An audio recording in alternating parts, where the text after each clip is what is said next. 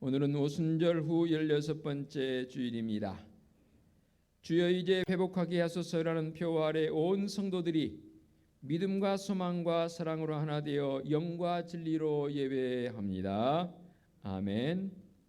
내가 전심으로 주께 감사하며 신들 앞에서 주께 찬송하리이다.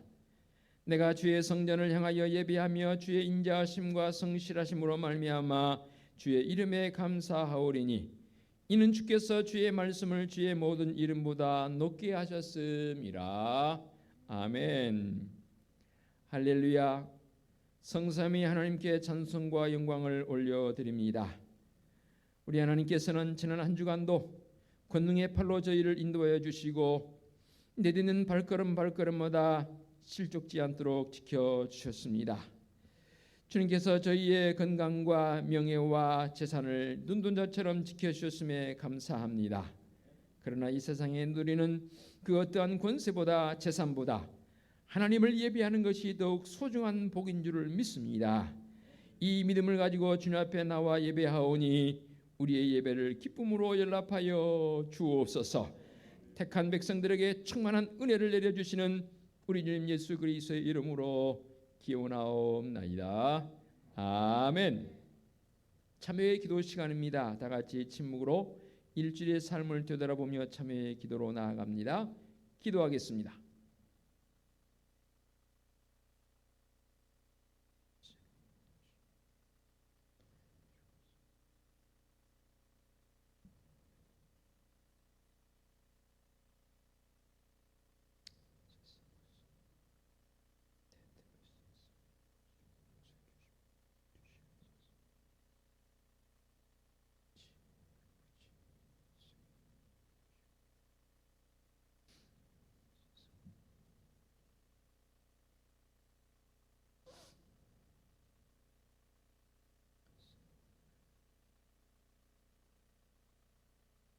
삶의 확신입니다.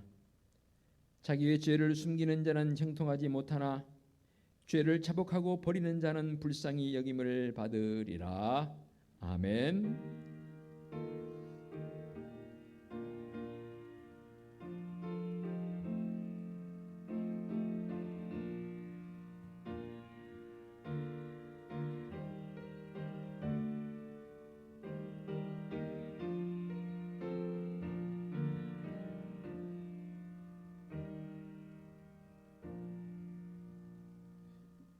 다 같이 일어서셔서 찬송가 617장 1절을 부르며 경배와 찬양합니다.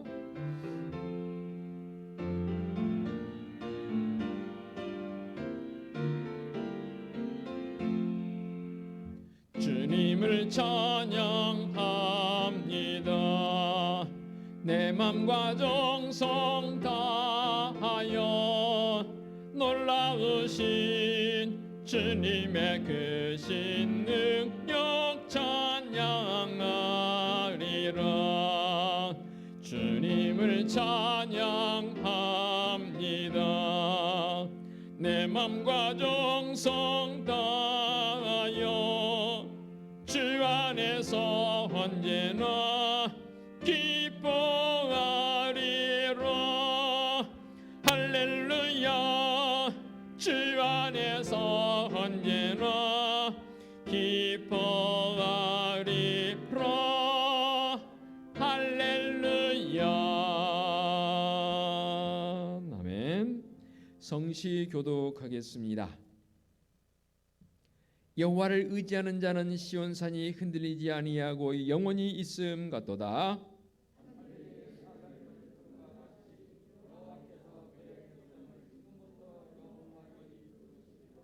악인의 규가 의인들의 땅에서는 그 권세를 누리지 못하리니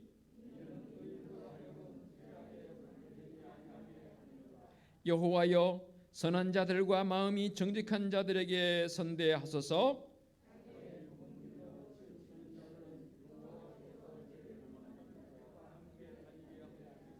같이 합니다. 이스라엘에게는 평강이 있을지어다. 아멘. 사도신경으로 우리의 신앙을 고백하겠습니다. 나는 전능하신 아버지 하나님 천지의 창조주를 믿습니다. 나는 그의 유일하신 아들 우리 주 예수 그리스도를 믿습니다. 그는 성령으로 잉태되어 동정녀 마리아에게서 나시고 본디오 빌라도에게 고난을 받아 십자가에 못 박혀 죽으시고 장사된 지 사흘 만에 죽은 자 가운데서 다시 살아나셨으며 하늘에 오르시어 전능하신 아버지 하나님 우편에 앉아 계시다가 거기로부터 살아있는 자와 죽은 자를 심판하러 오십니다. 나는 성령을 믿으며 거룩한 공교회와 성도의 교제와 죄를 용서받는 것과 몸의 부활과 영생을 믿습니다. 아멘. 자리에 앉으시기 바랍니다. 찬송가 37장 찬양 드립니다.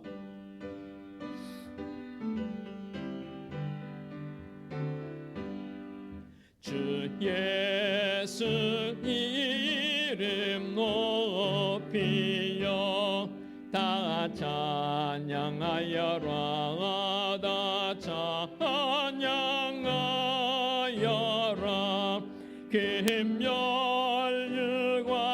금멸유관을 들여서 만유의 주를 찬양하세 찬양 찬양 찬양 만유의 주 찬양 주 예수 당한 고난을 못 잊을 죄인아 못 잊을 죄인아 내 귀한 몸에 바쳐서 만유의 주를 찬양하세 찬양 찬양 찬양 만유의 주 찬양 이 지구 위에 거하는 온 세상 사람들 온 세상 사람들 그 크신 위여 높여서 만유의 주를 찬양하세 찬양 찬양 찬양 만유의 주 찬양 주 믿는 성도 다 함께 주 앞에 엎드려 주 앞에 엎드려 무궁한 노래 불러서 만유의 주를 찬양하세 찬양 찬양 찬양 만유의 주 찬양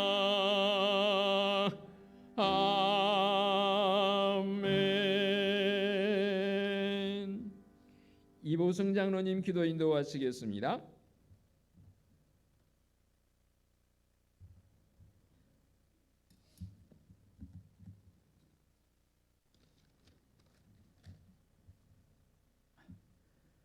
창조주이시며 역사를 주관하시는 하나님 아버지, 하나님 은혜와 사랑에 감사를 드립니다. 허물과 죄가 있는 저희들을 십자가의 사랑으로 용서하여 주시고 주님의 몸된 교회에서 신령과 진정을 예배드림으로 하나님 아버지께 영광을 올려드립니다. 주님, 아직도 코로나 감염은 끝나지 않고 저희들의 일상생활을 힘들게 하고 있습니다. 모든 일에 지쳐있는 이때에 믿는 자로서 예배자의 모습처럼 기도하게 하옵소서, 찬송하게 하옵소서, 말씀을 가까이 하여 모든 어려움을 극복해가는 신앙인이 되게 하옵소서. 지금은 곡식들이 결실을 맺기 위하여 연결하는 계절입니다.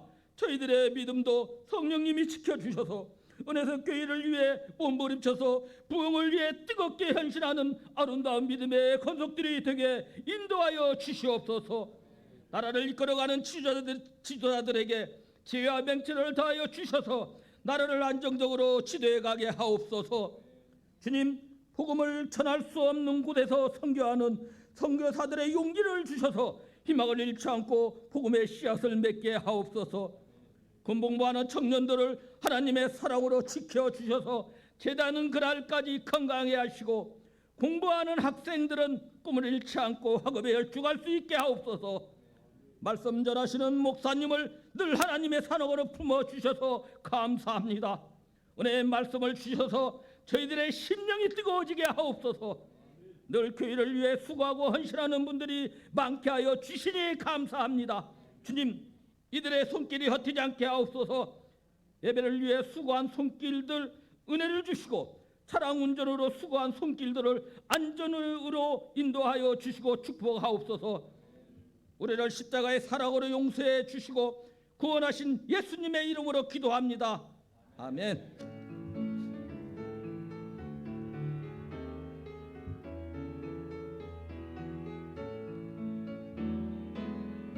하늘에 계신 우리 아버지의 이름을 거룩하게 하시며 아버지의 나라가 오게 하시며 아버지의 뜻이 하늘에서와 같이 땅에서도 이루어지게 하소서.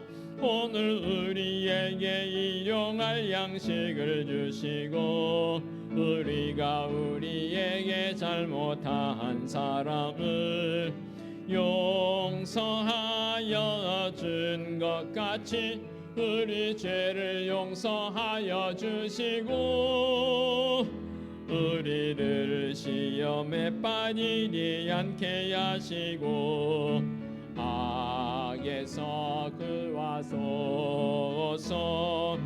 나라와 권능과 영광이 영원히 아버지의 것입니다. 아멘.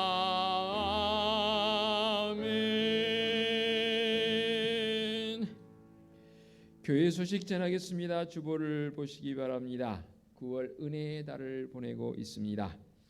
오늘 우리 교회 방문하신 분들 진심으로 환영하고요. 오늘 찬양 예배는 주일 가정 예배로 드려야 합니다. 또 한밤에 기도회 당분간 계속 쉬어야겠고요. 오늘 주일 찬양 예배도 주일 가정 예배로 드리겠습니다.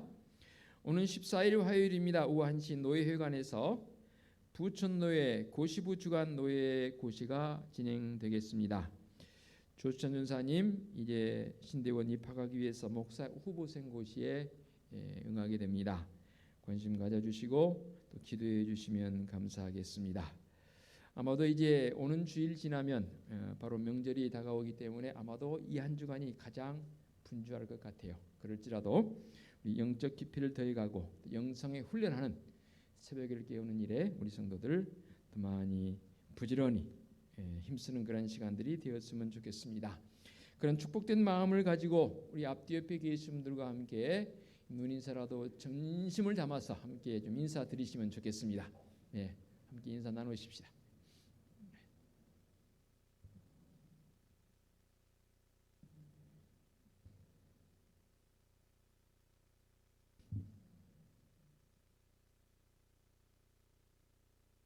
그런데 아직은 낮에는 덥지요.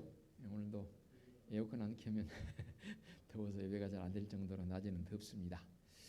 이럴 때일수록 여러분 더욱 건강 잘 지키셨으면 좋겠고요. 좀 전에 말씀드렸습니다. 우리 새벽을 깨우면서 기도했으면 좋겠습니다. 아셨지요? 힘내십시다. 한 주간도 은혜로 평강으로 잘 견디시기를 부탁을 드리겠고 찬송 634장 본 찬송 드리면서 예물 봉헌하겠습니다. 모든 것이 주께로부터 왔으니 이 예물을 주께 드리나이다.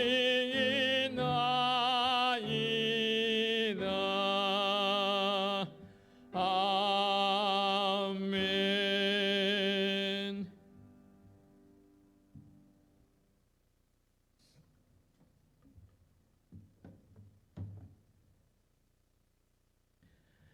드려진 예물 봉헌기도 드리겠습니다. 오늘도 우리에게 주님을 예배할 수 있는 성도로 불러주시고 이렇게 우리 하나님 앞에 예물을 봉헌하며 진정한 예배자로 세워주시니 참으로 감사합니다. 사랑하는 성도들, 한 주간도 주님 신 지혜와 힘으로 넉넉히 이긴 자의 모습으로 나갈 수 있는 복된 성도들의 삶이 되게 하여 주시옵소서. 이렇게 주님 앞에 나와 감사하며 예배하는 성도들 빈손으로 나오지 않고 늘 우리의 마음속 깊은 곳으로 나와 고백되어지는 모든 것이 다 하나님의 것임을 고백하며 11조 예물을 봉헌하옵고 범사에 감사한 마음들을 고백하며 예물도 봉헌합니다. 또한 선교적 사명 조금이라도 감당하기 위해서 선교 예물과 어려움 당한 이웃들, 우리의 이 작은 정성들이 그들에게 전달되어지길 원하는 마음으로 구제 예물도 봉헌하옵고 매주일 잊지 않고 건축 예물과 주일 예물도 봉헌합니다. 예물을 봉헌하는 성도들의 그 손길이 너무나 귀하고 귀한 손길들입니다. 그 손길을 닿는 곳마다 하나님의 크신 은혜와 역사의 놀라운 실현이 시행되어지는 복된 손길들을 되게 하여 주시옵소서. 구워주고도 나누어주고도 넘침이 있는 성도들의 풍성함을 경험하는 아름다운 역사만 있게 하여 주시옵소서. 주님의 핏값으로 세워주신 이 땅에 수많은 교회들이 있습니다. 그 가운데 우리 은혜숲재단을 이곳에 세워주시고 성도들 한마음 되어져서 참으로 주님의 은혜와 사랑을 나누고 나가서는 증거하는 증거자의 모습으로 세워주시니 감사합니다. 올해는 특별히 우리가 회복을 갈망하며 표와 함께 지난 시간들을 보내왔습니다. 남은 시간 속에서도 기억고 우리 주님의 크신 은혜의 손길을, 치유의 손길을, 어루만짐의 손길을, 회복의 손길을 경험할 수 있는 성도적 삶이 되게 하여 주시옵소서. 새벽마다 참으로 잊지 않고 마음속에 기도하는 기도 제목이 있습니다. 그것은 바로 다음 세대인 우리 교육부서입니다. 주님 어찌할까요? 교육부서들을 생각하고 기도할 때마다 마음속에 안타까움이 있습니다. 주님의 은혜를 구할 수밖에 없는 놀라운 고백이 있사오니 주님 다음 세대를 분명히 기억하고 계신 줄로 믿습니다. 늘 수고를 아끼지 않은 우리 교학교 교사들과 교육자들에게 남다른 힘과 지혜와 명철을 7배나 돼 주시옵소서. 속한 신뢰의 교육부사가 회복되어지고 부흥의 역사로 나갈 수 있도록 성령 하나님 강력하게 임재하사 주장하여 주시옵소서. 특별히 새벽 예술 같은 주의 청년들 이제 뿔뿔이 헤었던 모습이 다시금 모이기에 힘쓰게 하옵시고 이 귀한 손길을 통해서 우리 믿음의 청년 부서가 더 많이 든든히 세워가에 역사하여 주시옵소서. 군복무중인 아들들 건강으로 붙들어 주시고 십자가 군병의 모습으로 나아갈 수 있도록 동행하여 주시옵소서. 지난 한 주간 동안도 주님의 거룩한 전을 청소하고 관리하고 여러 곳에서 섬기는 성도들의 손길에 주님의 크신 은총이 임하게 하여 주시옵소서. 늘 변함없이 이렇게 또 강단의 귀한 헌화로 꽃꽂이로 섬겨주신 김혜경 원사님의 손길에 은혜를 더해주시고 사랑의 마음을 7배나 더하여 주시옵소서. 우리 교회에 방문하여 예배하는 믿음의 발걸음도 있사오니 주님 그 믿음의 발걸음도 복되게 하옵시고 우리 은혜숲재단의 한 가족이 될 수 있는 결단도 있게 하여 주시옵소서. 특별히 주님 늘 종의 마음속에 참으로 안타까움을 가지고 기도하는 기도 제목이 있습니다. 바로 우리 환우들입니다. 주님 그 아픈 부위들을 어루만져 주시옵소서. 성천한 부위들을 주님 싸매 주시옵소서. 마음에 질고도 있습니까? 성령 하나님 내주하셔서 그 마음을 온전히 주님의 은혜로 사랑으로 회복시켜 주시옵소서. 지치지 아니하고 회복의 은총 속에서 이제 주님 앞에 나와 할렐루야 기뻐 뛰며 예배할 수 있는 믿음의 한우들 되게 하여 주시옵소서.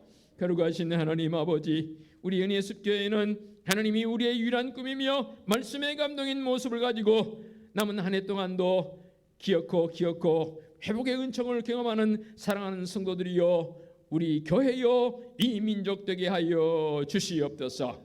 우리 주님 예수 그리스도의 이름으로 기도하옵나이다. 아멘. 하나님께서 이 시간 우리에게 주신 말씀은 구약성경 아모스 3장 1절부터 15절까지 말씀 봉독해 올리겠습니다. 구약성경 1277쪽에 있는 아모스 3장 1절부터 15절까지 말씀입니다. 이스라엘 자손들아, 여호와께서 너희에 대하여 이르시는 이 말씀을 들으라. 애굽 땅에서 인도하여 올리신 모든 족속에 대하여 이르시기를, 내가 땅의 모든 족속 가운데 너희만을 알았나니 그러므로 내가 너희 모든 죄악을 너희에게 부응하리라 하셨나니, 두 사람이 뜻이 같지 않은데 어찌 동행하겠으며 사자가 움킨 것이 없는데 어찌 수풀에서 부르짖겠으며 젊은 사자가 잡은 것이 없는데 어찌 굴에서 소리를 내겠느냐. 덫을 땅에 놓지 않았는데 새가 어찌 거기 치이겠으며 잡힌 것이 없는데 덫이 어찌 땅에서 튀겠느냐. 성읍에서 나팔이 울리는데 백성이 어찌 두려워하지 아니하겠으며 여호와의 행하심이 없는데 재앙이 어찌 성읍에 임하겠느냐. 주 여호와께서는 자기의 비밀을 그 종 선지자들에게 보이지 아니하시고는 결코 행하심이 없으시리라. 사자가 부르짖는즉 누가 두려워하지 아니하겠느냐. 주 여호와께서 말씀하신즉 누가 예언하지 아니하겠느냐. 아스토스의 궁궐들과 애굽 땅의 궁궐들의 선포에 이르기를, 너희는 사마리아 산들에 모여 그 성 중에서 얼마나 큰 요란함과 학대함이 있나 보라 하라. 자기 궁궐에서 부학과 겁탈을 쌓는 자들이 바른 일을 행할 줄을 모르느니라. 여호와의 말씀이니라. 그러므로 주 여호와께서 이와 같이 말씀하시되, 이 땅 사면에 대적이 있어 네 힘을 쇠하게 하며 네 궁궐을 약탈하리라. 여호와께서 이와 같이 말씀하시되, 목자가 사자 입에서 양의 두 다리나 귀 조각을 건져냄과 같이 사마리아에서 침상 모서리에나 걸상의 방석에 앉은 이스라엘 자손도 건져냄을 입으리라.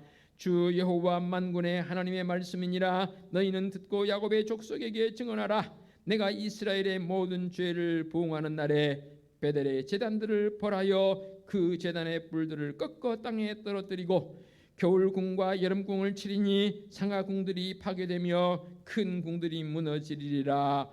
여호와의 말씀이니라. 아멘. 기도하시겠습니다. 말씀의 자리로 나갑니다. 성령 하나님 이 시간도 강력하게 임재하사 세미한 음성으로 때로는 우리와 같은 참으로 말씀으로 우리에게 말씀하신 줄로 믿습니다. 우리 그 말씀 듣고 어찌할꼬 하는 결단의 마음을 더하여 주시옵소서. 예수 그리스도의 이름으로 기도하옵나이다. 아멘. 암울한 시대 속에서 신탁, 즉 하나님의 경고의 메시지를 전달한다는 것 쉽지 않습니다. 오늘 우리에게 주신 이 은혜의 말씀 1절부터 15절 3장을 전체를 다 봉독을 했습니다. 어느 것 하나 빼놓을 수 없는 너무나 귀한 말씀들이기에 다 봉독을 했고요. 이 말씀 중심에서 예언자적 소명의 살림이란 제목으로 은혜의 자리로 나아가겠습니다. 아모스 선지자, 우리에게 잘 알려져 있는 선지자이지요. 그런데 이 아모스 선지자는 굉장히 특징이 한 가지가 있습니다. 무슨 특징이냐면 남유다 사람인데 북이스라엘에 가서 경고의 메시지를 전합니다. 쉽지 않습니다. 그래도 내 땅, 내가 태어난 곳에서 활동한 그 모습들이 선지자들의 대부분인데, 그런데 이 아모스 선지자만큼은 예외적입니다. 남유다에서 태어나서 북이스라엘에 가서 낯설은 곳에서 메시지를 전한다는 것, 그것도 예언의 메시지, 경고의 메시지를 전한다는 거 쉽지 않았을 것 같아요. 이 아모스 선지자의 고향이 어디냐면 남유다 예루살렘에서 한 16km 정도 떨어지는 드구아라라는 시골 출신입니다. 그리고 남유다 출신이라 했습니다. 어느 왕 때? 우시야 왕 때입니다. 그리고 북이스라엘은 여로보암 2세 왕 때에 이 아모스가 예언의 메시지를 전하는데, 왜 제가 왕들을 남유다와 북이스라엘 언급하냐면 남유다도 그렇고 북이스라엘도 그렇고 그들의 역사 가운데서 가장 경제적 풍요와 여러 가지 물질적 풍요를 누렸던 시대가 바로 이 우시야 왕 때이고 북이스라엘은 여로보암 2세 왕 때입니다. 여러 가지 여건들이 안정되어지고 먹을 것 풍성하고 사람들이 여유가 있는 그런 속에서 왜 아모스 선지자가 이런 심판의 경고의 메시지를 전할 수밖에 없었느냐 그 말입니다. 이게 참 가슴이 아파요. 우리 대한민국 나라가 만들어지고 건국되어지고 아마도 모르긴 해도 지금 코로나19로 해서 잠시 주춤하고 있긴 하지만 가장 경제적 풍요를 누리고 있는 게 사실 지금이지 않을까 싶어요. 어떻습니까? 여러분 동의하시지요? 과거에 과연 얼마나 우리가 힘든 시대를 살아왔습니까? 그런데 지금 그때에 비하면 지금은 경제적으로는 너무 풍요로워요. 역시 아모스 선지자가 활동하던 시대 상황에서 그때도 그랬습니다. 그런데 이 아모스 선지자를 통해서 주신 메시지가 뭐냐면 이 말씀을 들으라는 겁니다. 어떤 말씀입니까? 경고의 메시지입니다. 말씀 몇 구 좀 보겠습니다. 오늘 주신 말씀 중에 13절의 말씀 제가 다시 한번 봉독하겠습니다. 주 여호와의 만군의 하나님의 말씀이니라. 너희는 듣고 야곱의 족속에게 증언하라. 여호와의 말씀 계속해서 앞에 부분에 언급을 했습니다. 그리고 이 말씀 여호와의 말씀인데 너희는 이 말씀을 들으라는 거예요. 믿음은 들으면서 난다 했지 않습니까? 그런데 이 백성들에게 경고의 메시지를 아모스 선지자의 입술을 통해서 전하면서 들으라는 겁니다. 그뿐입니까? 4장 1절에 사마리아의 산에 있는 바산의 암소들아 이 말을 들으라. 5장 1절에도 반복합니다. 이스라엘 족속아 내가 너희에 대하여 애가로 지은 이 말을 들으라는 겁니다. 그래서 이 말씀을 듣고 깨우치라는 메시지 아니겠습니까? 남유다와 북이스라엘 공의 경제적 풍요는 누리고 있는지 모르지만 2절의 말씀에 언급되어진 것처럼 하나님께서는 땅의 모든 족속 중에 오직 하나님의 백성 이스라엘만을 알았도다. 무수히 많은 사람들이 있지만 하나님께서 이스라엘 백성들에게 아모스 선지자를 통해서 이렇게 고백합니다. 야야 백성들아 내가 너희만 알았느니라. 다 알고 계세요. 그런데 특별히 선택하여서 성별하여서 내가 너희만 알았느니라. 저는 말씀 준비하면서 이 말씀 가슴이 와닿습니다. 이스라엘 백성들만 해당되는 메시지가 아니고 오늘을 사는 우리에게도 야 아들아 딸아 내가 너만 알거든. 사람끼리만도 고백해도 얼마나 그 좋은 고백인지 몰라요. 그렇죠? 나 다른 사람은 몰라도 당신만 알거든. 이 고백 얼마나 좋습니까? 백성들을 향해서 아모스 선지자를 통해서 말씀하십니다. 이스라엘 백성들아 내가 너희만 알았느니라. 그만큼 하나님께서 그들에게 관심을 가지시고 택해 주셨다는 거예요. 그런데 안타깝게도 오늘 이 아모스 전체의 이 흐름이 뭐냐면 심판과 경고의 메시지입니다. 때로는 착각할 가능성도 있는 부분이기도 합니다. 왜냐하면 택한 백성이니까 하나님께서 심판의 경고의 메시지를 주시기는 하지만 좀 봐주실 것 같은 그런 뉘앙스가 있지 않습니까? 우리 사람끼리도 그렇잖아요. 내가 좀 잘못했을 때 생판 모르는 사람들에게는 오히려 더 위축되지 않습니까? 저 사람이 내게 나 모르는 사람인데 내가 좀 잘못하긴 했는데 어떡하지? 더 걱정이 앞서잖아요. 그런데 좀 아는 사람 앞에서는 그래도 나를 아는데 조금 봐주지 않을까 하는 그 마음이 있을 수 있어요. 아모스 선지자를 통해 주시는 경고의 메시지 속에서 이스라엘 백성들을 향해서 주시는 그 메시지가 아마도 그런 뉘앙스가 있을 법합니다. 그러나 그렇지 않습니다. 이런 표현을 하면서 봅니다. 징벌은 은혜에 비례한다. 또는 징계는 은혜에 비례한다. 이게 무슨 말이냐면 은혜를 많이 받은 사람일수록 하나님께서 주신 그 은혜에 못지않게 비례해서 하나님의 기대치도 있으시다는 거죠. 그런데 결론은 뭐냐면 그들이 그렇게 살지 않고 있습니다. 또 한 가지 사람들이 좀 착각할 수 있는 가능성은 하나님의 심판은 외부로부터, 그러니까 믿지 않는 사람들로부터 먼저 심판이 올 것이라고 생각하는 사람들이 심심찮게 있습니다. 그거 바로 잡으셔야 합니다. 심판은 외부 사람들로부터 주어진 게 아니라 바로 우리부터. 베드로 사도는 그래서 이렇게 고백합니다. 베드로전서 4장 17절에 하나님의 집에서 심판을 시작할 때가 되었나니 만일 우리에게 먼저 하면 하나님의 복음을 순종하지 않은 자들의 그 마지막은 어떠하며 하겠습니다. 분명하게 베드로 사도는 하나님의 집에서 심판을 시작할 때가 됐다. 그러니까 지금 정말로 하나님께서 내가 너만 알았느니라 택했던 그 택한 바 되어진 성도들로부터 백성들로부터 심판은 시작되어진다는 거예요.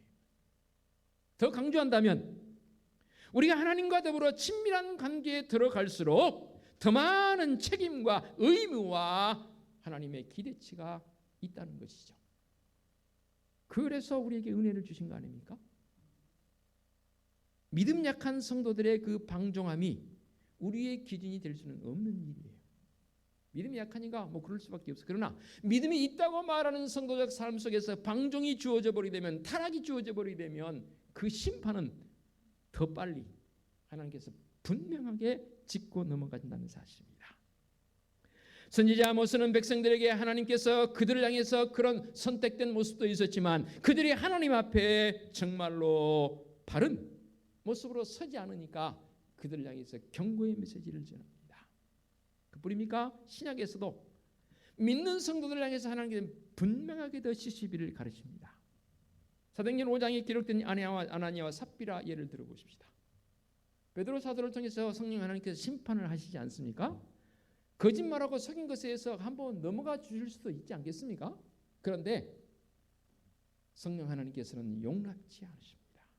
아나니아와 삽비라 부부를 3시간 간격으로 그 자리에서 즉사하게 만듭니다. 거짓말하고 속였기 때문입니다. 자, 그러면 이제 1절로 8절의 말씀을 통해서 이스라엘 백성들을 향한 하나님의 경고의 메시지가 어떤 것인지 한번 구체적으로 살펴보도록 하겠습니다. 2절에서는 너희만을 알았다라고 고백하시는 우리 주님께서 3절 두 사람이 뜻이 같지 않은데 어찌 동행하겠으며, 동행입니다. 이게 무슨 말씀이냐면 동행이란 이 전제 조건은 어떤 것이 약속되어져야 합니다. 그렇죠? 사람과의 관계도 마찬가지면 어떤 사람은 내가 동행하기로 했습니다. 뭐 멀리 가지 않겠습니다. 부부로 서로 만나서 동행하기로 했지 않습니까? 부부는 절대적 동행입니다. 그러면 요즘 젊은 친구들은 뭐 그럴 리가 없죠. 과거에 우리 어르신들 가운데는 뭐 중매선지 일주일 만에 결혼하는 경우도 있긴 하더라고요.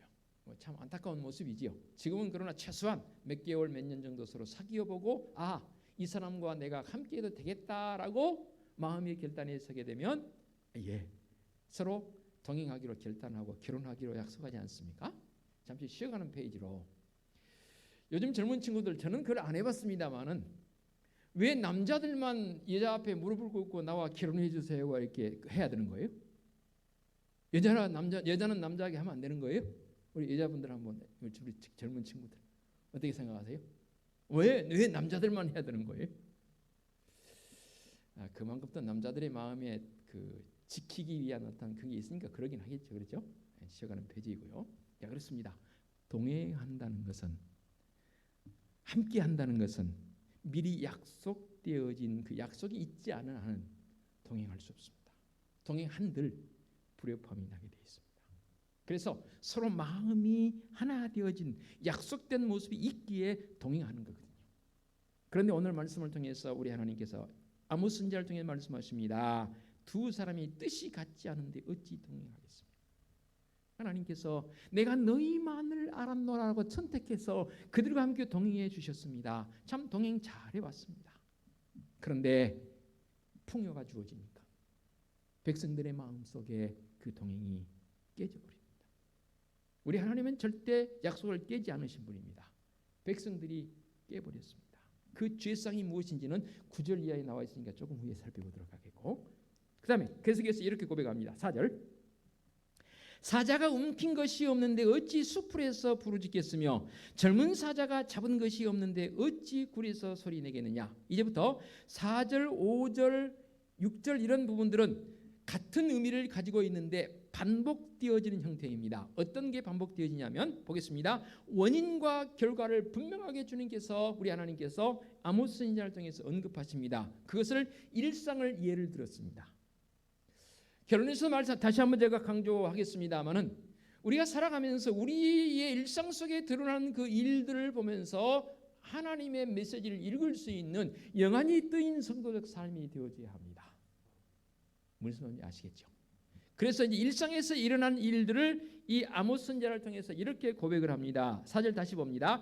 사자가 움킨 것이 없는데 어찌 숯불에서 불을 짓겠으며. 이 말이 무슨 말이냐면 사자는 먹이 활동을 하지 않습니까? 막 쫓아가가지고 꽉 덮쳐서 잡았습니다. 꽉 잡았을 때에 이 잡은 것은 내 거야라는 어떠한 자기의만의 그 선언, 그걸 알리기 위해서 포효를 한다고 합니다. 호랑이 같으면 하겠지요. 그게 바로 여기서 이게 잡은 것이 있기 때문에, 움킨 것이 있기 때문에 그 포효를 하며 소리를 낸다는 것이지요. 같은 의미입니다. 그 다음에 사자가 잡은 것이 없는데 어찌 굴에서 소리를 내겠느냐. 이 말은 상황이 조금 다르지만 뜻은 같습니다.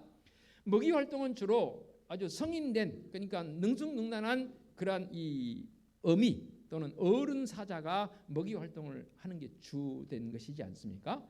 사실 우리 교회도 청년들이 있다고 하지만 청년들의 역할보다는 어른들, 기성세들의 역할이 더 크고 기성세들의 역할이 있기 때문에 사실은 유지해 가는 것이지요. 그것처럼 부모와 같은 그런 성숙한 이 사자가 먹이를 잡아가지고 이제 여기 굴로 표현했습니다. 그러니까 삶의 본거지로 들어올 때에 그 잡아온 그 먹이를 보고 젊은 사자들은 기뻐서 표현하는 거죠. 포효를 하는 거죠. 으르릉 이렇게 표현한다는 거예요.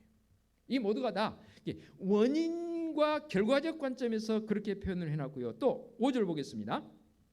덫을 땅에 놓지 않았는데 새가 어찌 거기 치이겠으며 잡힌 것이 없는데 덫이 어찌 땅에서 튀겠느냐. 다른 표현이지만 같은 의미입니다. 덫을 땅에 놓았는데 새가 거기에 딱 갇혔기 때문에 덫이 탁 튀는 거죠. 또 덫이 어찌 땅에서 튀는 이유는 반드시 잡힌 것이 있기 때문에 그런다 그 말입니다. 그 다음에 6절 성읍에서 나팔이 울리는데 백성이 두려워하지 아니하겠으며 라고 했습니다. 성읍이 나팔에서 백성이 울리는데 하나님의 그 은총 속에서 분명히 우리는 무엇을 기억하셔야 되냐면은 나팔이 울릴 때는 반드시 두 가지 현상이 나타나면 나팔을 울리게 되어 있습니다. 첫 번째는 전쟁이 일어나게 되면 부 하고 나팔을 울려서 전쟁을 알립니다. 또 한 가지는 절기가 돌아오면, 구약 시대에는 절기가 돌아오면 그 나팔을 울려서 지금 절기가 돌아왔다라고 온 백성이 알리는 그 일을 합니다. 당연히 그 알리는 소리는 다르겠지요. 특히 군에 가면 우리 젊은 청년들은 잘 알 것입니다. 군악대에서 특히 훈련소에서는 기상나팔을 붑니다. 지금은 음악으로 대체하거나 뭐 그렇게 하는 거. 저 당시만 해도 아침에 그 시간 되면 이 나팔이 울립니다. 뿌뿌뿌뿌 울리면 이제 날이 밝았구나 하는 그런 알림이 있었습니다. 그런 활기찬 알림도 있지만 또 애국가를 연주할 때 나팔이 이렇게 불러지지. 그러면 얼마나 또 군가를 부를 때도 그런 게 있죠. 그런데 저는 마음속에 지금도 늘 잊지 않고 있는 게 뭐냐면 저 군 훈련소 6주 훈련 받는 동안에 무려 10명이나 되는 이 생명들이 아깝게 그 훈련소에서 목숨을 잃었어요. 훈련병뿐만 아니라 기존에 있는 기관병들 내지는 장교까지도 목숨을 잃은 현상을 저희는 봤습니다.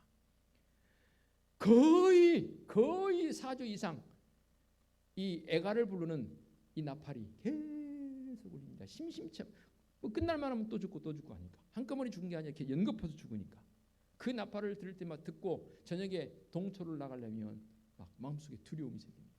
겁이 납니다.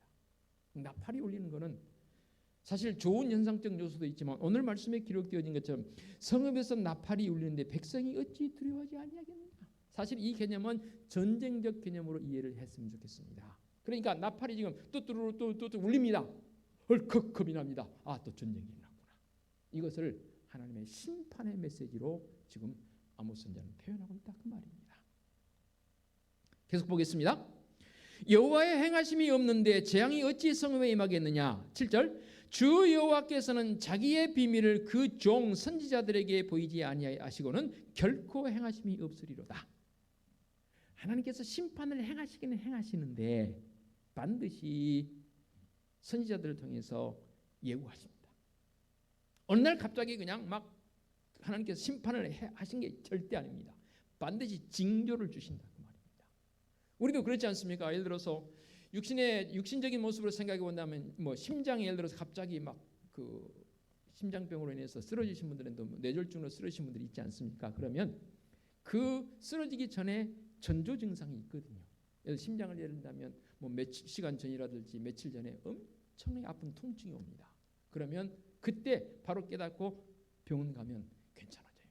근데 무슨 용기인지 몰라도 뭐 이건 참아보지 뭐라고 참았다가는 진짜 더 어려워지는 그런 모습이 있지요. 그처럼 오늘 말씀에서 하나님께서는 반드시 선지자들을 통해서 이 예언의 메시지를 전조 증상을 보여주신다 그 말입니다. 그 대표적인 예들이 몇 가지 있지 않습니까? 예를 들면 노아에게 방주를 만들라 하십니다. 노아가 뭐 예언자 선지자는 아닐지 몰라도 당대 의의 모습으로 인정받았던 사람은 그에게 방주를 만들라 하는 이유가 있지 않겠어요? 왜? 홍수를 통해서 쓸어버리시기 때문입니다. 또 소돔과 고모라 성이 멸망할 때 우리 하나님께서 누구에게 메시지를 주셨습니까? 아브라함에게 메시지를 주십니다. 찾아오셔서 아브라함이 융숭하게 접대를 했지 않습니까? 그랬더니 가시면서 내가 소돔과 고모라 성을 멸하리라. 네 조카 롯이 있는 그 땅을 내가 멸하리라. 그렇군요. 만일에 의인 50명이 있으면 45명이 있으면 30명, 20명, 10명, 의인 10명까지 결국 하나님께 그 사자에게 말해보지만 의인 10명이 없습니다. 결국 망하지 않습니까? 요셉에게는 어떤 메시지를 줬습니까? 꿈속에서 네가 물론 바로 왕을 통해 주신 메시지이지만 7년 동안 흉년이 들었다가 풍년이 들었다가 7년 동안 흉년이 들이라는 메시지. 신약시대에 이르러서는 주님께서는 예루살렘 멸망을 예언하지 않습니까? 등등 분명히 선지자들을 통해서 우리 주님께서는 하나님께서는 예언을 하시더라고 말입니다. 뭐 8절은 같은 반복이에요. 그러면 이런 이스라엘 백성들의 죄상을 하나님께서 말씀하시는데 그들이 과연 무슨 죄를 졌냐고 말입니다. 뭐 9절부터 보면 너무 가슴이 아려워요. 그 죄상을 너무나 적나라하게 드러냈습니다. 보겠습니다. 아스다스의 궁궐들과 애굽 땅의 궁궐들에게 선포하여 이르기를 너희는 사마리아 산들에 모여 그 성 중에서 얼마나 큰 요란함과 학대함이 있나 보라 하라. 아스돗 궁궐들이란 말은 이스라엘 백성들을 가장 힘들게 했던 블레셋 전체를 내포하고 있는 상징적 개념으로서의 표현입니다. 그리고 사마리아는 남유다는 예루살렘을 중심해서 남유다가 우리식으로 표현하면 수도이고 성전이 있었으니까 북이스라엘은 사마리아가 북이스라엘 수도와 같은 곳이었습니다. 그래서 사마리아를 중심해서 사람들은 살고 있었죠. 그래서 이 사마리아 성읍적 관점이 지리적 요건 속에서 다른 사마리아 성이 있는 곳이 다른 산 위에 세워진 성읍이라는데 산이라 그래 봐야 우리식으로 개념에서 산 개념으로 이해하지 마시고 능선 같은 그런 곳이에요. 높지 않아요. 그곳에 사마리아 성이 만들어졌고 그 사마리아 성을 둘러싸고 있는 산들이 있다 했어요. 이게 지형적으로 진짜 그러는 것인지 그것에 대한 부분은 저는 직접 가보지는 않았지만 있다고 봅시다. 그러면 사마리아 성 안에서 일어나고 있는 못된 일들, 그릇된 일들 오늘 말씀에 뭐 좀 언급하겠습니다. 궁궐에서 포악과 겁탈이 일삼아졌다고 했습니다. 그러니까 사마리아 성 안에서 일어나는 못된 이런 불의한 일들을 이 사마리아 성보다 더 높은 성읍에 세워진 다른 이방 사람들이 위에서 지켜보고는 실망감을 금치 못하는 거예요. 야야, 너희 믿는 사람 맞니? 그딴 식으로 살아서 너희들이 선민이라고? 얕보며 깔볼 일들만 이 백성들이 지금 사마리아 성읍에서 일삼고 있는 거예요.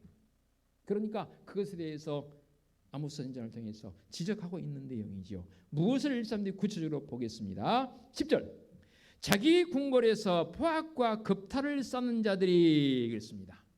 자기 궁궐에서 포악과 겁탈을 일삼으면서 없는 사람들의 것을 빼앗아서 자기 걸로 삼아버리는 이를 통해서 빈익빈 부익부가 더 심하게 더 돼버리는 없는 사람들에게는 있는 사람들이 나누어 줘야 합니다. 이게 사회적 책임이고 바로 있는 사람들의 책임성입니다. 왜 그들에게 물질을 풍요롭게 줬을까? 그것 가지고 어리석은 부자처럼 내가 오늘 많이 국간에 거두었으니 혼자 호의호식하리라, 그 말이 아니고 내게 많은 것을 주신 것은 그것을 통해서 없는 자들과 함께 나눌 수 있는 그것을 위해서 내게 주신 거거든요. 그런데 지금 이 백성들은, 특히 지도자들은 포악과 겁탈을 통해서 남의 것을, 특히 가난한 사람들의 것을 빼앗아서 자기 배를 불렸고 자기 창고를 채워놨습니다. 그러니까 11절 하반절 보면 이렇게 표현하잖아요. 네 힘을 쇠하게 하며 네 궁궐을 약탈하리라. 네가 빼앗아놓은 포악과 겁탈을 통해서 네가 빼앗아놓은 것 내가 다 다시금 네 궁궐을 약탈하리라. 경고의 메시지입니다. 그렇게 못된 짓을 일삼았어요. 더더욱이 못된 짓은 뭐냐면 11절 다시 보겠습니다. 10절. 그렇게 겁탈을 쌓는 자들이 바른 일을 행할 줄을 모르느니라. 이 말이 무슨 말이냐면 그동안 못된 일만 해왔기 때문에 바른 일을 행하는데, 선을 베푸는데 익숙지가 않아요. 너무 어색한 거예요. 아니나 다를까 뭐 언론이나 또 여러 가지 이 언론지상을 통해서 보도되진 거 보면 기부한 사람이 기부하더라고요. 그렇죠? 뭐 기부천사라는 이름까지 붙여지게 되는데 안 하는 사람은 안 하더라고요. 왜 그러냐 했더니 안 하는 사람은 하려면 쑥스럽대요. 어색하고. 안 하던 사람이 하려면. 근데 하던 사람들은 그게 너무 자연스럽거든요. 그러니까 또 하는 거예요. 이걸 신앙적 관점으로 한번 우리가 바꿔보면 그런 거예요. 기도하려니 너무 쑥스러워 어색해요. 과거에 기도는 했던 사람일지라도 그동안 너무 오래 쉬었어요. 못된 짓 하느라고 오늘 이 백성들은 못된 짓 하느라고 선을 베풀지 않았어요. 근데 선을 베풀려고도 안 했지만 베풀려고 하니까 이게 너무 어색한 거예요. 기도 안 하던 사람이 하려니 어색한 건 당연한 일이죠. 예배를 그간 우리가 너무 많이 쉬었습니다. 제가 이제 걱정되는 건 찬양 예배를 어떻게 우리가 이제 다시 복원시킬 겁니다. 지금 그건 1년 반이 넘도록 찬양 예배를 거의 안 드렸습니다. 찬양 예배 복원을 어떻게 시킬 것인가? 개인적으로는 우리가 만나서 우리 목회자들끼리 논의를 했고 또 우리 권사님 몇 분 들어가는지 논의를 한 적이 있긴 합니다. 어떻게 할 것인가? 왜냐하면 그동안 너무 쉬어버렸거든요. 자, 그런 거예요. 그들이 선을 행함에 있어서 이 말씀에처럼 행할 줄을 모르느니라. 왜 몰랐겠어요? 왜 몰랐겠어요? 안에 그동안 멈춰버렸으니까 그들의 마음속에는 그 하나님을 통한 선함의 모습이 이제 제거돼 버린 그런 형태가 되어버렸습니다. 그리고요 11절 그러므로 주 여호와께서 이와 같이 말씀하시되 이 땅 사면에 대적이 있어 내 힘을 쇠하게 하며. 결국 이 땅 사면은 뭐예요? 이방인들을 통해서 그들을 벌하시겠다는 겁니다. 정신 차리라는 거예요. 그런데 희망의 메시지도 있습니다. 12절 볼까요? 여호와께서 이와 같이 말씀하시되 목자가 사자 입에서 양의 두 다리나 귀 조각을 건져냄과 같이. 이게 무슨 말이냐면 사자가 양을 그만 이렇게 자기 먹잇감 삼아서 잡아서 먹었어요. 근데 아직 양의 발과 몸통부터 먹다 보니까 발이 아직 먹혀지지 않았어요. 이 목자가 가서 보니까 양이 비록 잡아먹히긴 했지만 이 발 부분과 귀 부분은 그래도 그 입에서 빼낼 수 있었다는 거죠. 이게 바로 희망의 메시지입니다. 그래도 그들 가운데는 우리 이사야 선지자를 통해서 메시지 증거해 주셨지 않습니까? 나무를 베버릴지라도 남아있는 그 그루터기에서 다시금 싹이 나서 다시금 새로운 희망의 모습으로 나아간다는 그런 희망의 메시지도 있지만 전체적인 맥락에서 봤을 때에 이스라엘 백성들에 향한 경고의 메시지라는 거예요. 심지어는 13절 볼까요? 주 여호와 만군의 하나님의 말씀이니라. 너희는 듣고 야곱의 속에 증언하라. 내가 이스라엘의 모든 죄를 봉하는 날에 베델의 제단을 벌하며 그 제단의 뿔들을 꺾어 땅에 떨어뜨리고. 베델 제단이 바로 예루살렘 제단과 같은 도피성이 있는 곳입니다. 그래서 북이스라엘 사람들은 베델에 있는 제단을 상당히 많이 남유다, 그러니까 예루살렘에 있는 제단 못지않게 그들은 의지했던 것 같아요. 그것마저도 꺾어버리고 땅에 엎드러지겠다는 거예요. 쓸어버리시겠다는 거예요. 더더욱이 가관인 것은 15절, 겨울궁과 여름궁을 지시니 상하궁들이 파괴되며 큰 궁들이 무너지리라. 얼마나 경제적 풍요가 있으면 우리식으로 표현하면 겨울에는 따뜻한 데 가서 쉴 수 있는 궁을 만들어놨어요. 그리고 여름에는 시원한 데 가서 쉴 수 있는 궁을 만들어놨어요. 그 궁이 상하궁이고 큰 궁들이라고 했어요. 경제적 풍요가 얼마나 있었으면 그런 궁들을 지으면서까지 이 사람들이 이렇게 했겠냐 그 말입니다. 그런데 정작 그 내면에 있어야 할 하나님을 향한 그 마음이 사라져 버렸습니다. 그러니 아모스 선지자를 통해서 정신 똑바로 차리라는 거예요. 정신 차리지 아니하면 하나님께서 심판하시겠다는 겁니다. 이 시대를 살아가고 있는 우리가 정말로 똑바로 정신을 차려야 하는데, 소위 말해서 우리 MZ 세대라고 일컫는 90년대에 태어나서 지금 청장년이 되는 세대와 더불어서 Z세대는 2000년대에 태어난 밀레니엄 세대들, 그 세대들에게는 제가 얼마 전에 어느 교수님과 통화를 했는데 그 교수님이 지금 현직에 계시니까 이 부분을 언급하면서 마음속에 참 안타까움을 가지고 표현하길래 공감들 형성해 주면서 소개를 합니다. 오늘 말씀 연결이 되어지니까 MZ세대는 두 가지의 세계를 가지고 살아간다고 하더라고요. 하나는 우리 똑같이 몸담고 살아가는 지금 현재적 세계, 그리고 또 한 세계는 뭐냐면 가상적 세계입니다.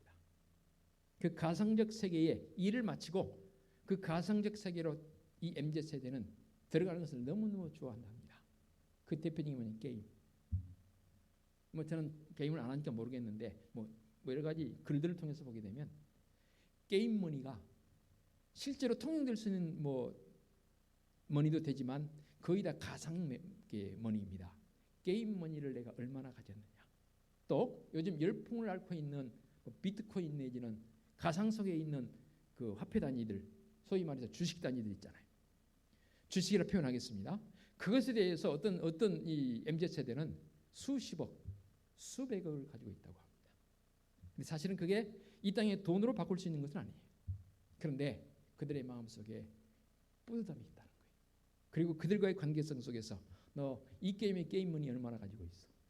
나 이 정도 가지고 있어. 나는 좀 얼마 안 되는데 위축감을 갖고, 더 있는 사람들은 자기의 어떤 과시할 수 있는 그런 것이 바로 가상의 세계입니다.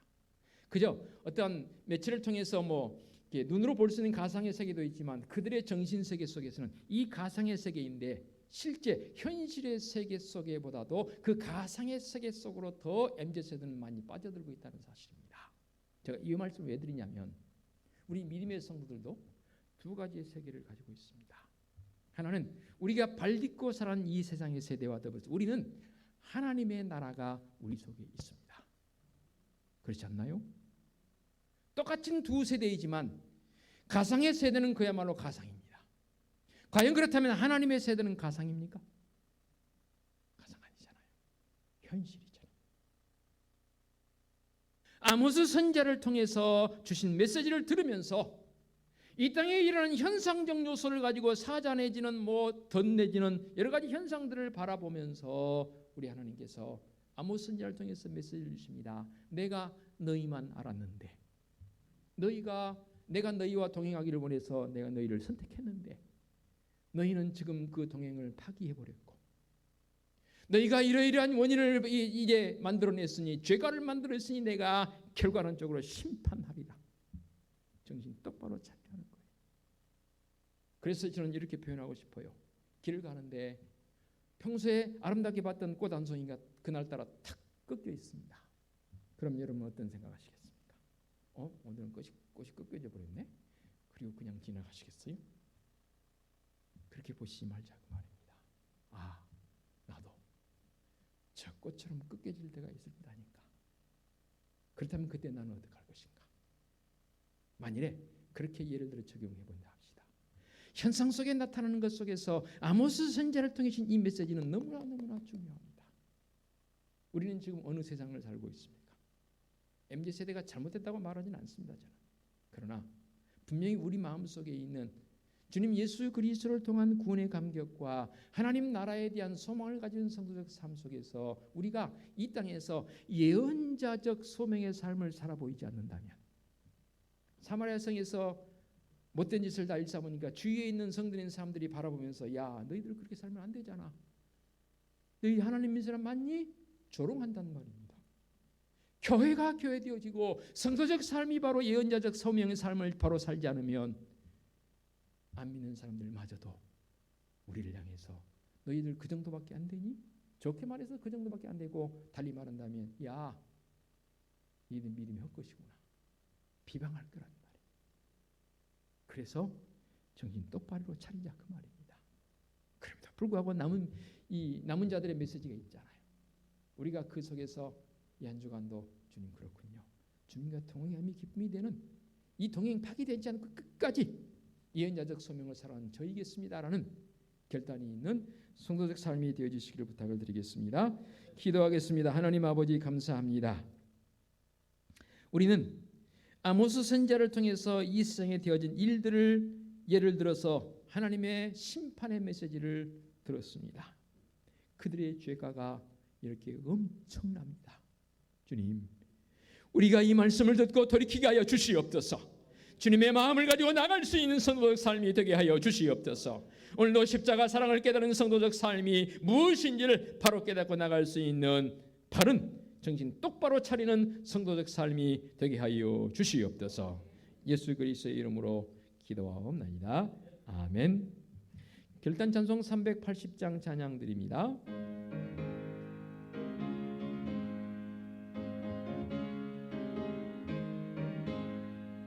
나의 생명 되신 주 주님 앞에 나아갑니다.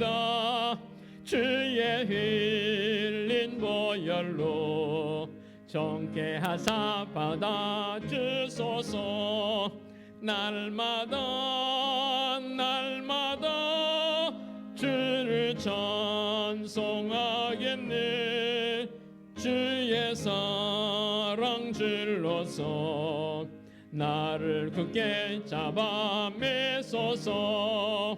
괴로운 세상 지낼 때 나를 인도하여 주소서. 주를 믿고 나가면 나의 길을 잃지 않겠네. 날마다 주를 찬송하겠네. 주의 사랑 줄로서 나를 굳게 잡아 매소서. 세상 살아갈 때에 주를 더욱 사랑합니다.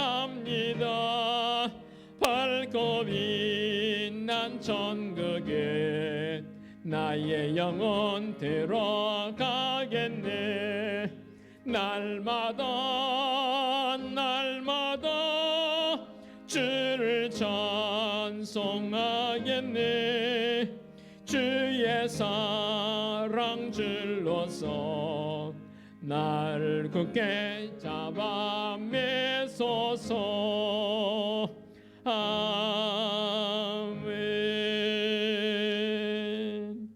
오늘의 위탁의 말씀입니다. 사자가 부르짖은즉 누가 두려워하지 아니하겠느냐. 주 여호와께서 말씀하신즉 누가 예언하지 아니하겠느냐. 아멘.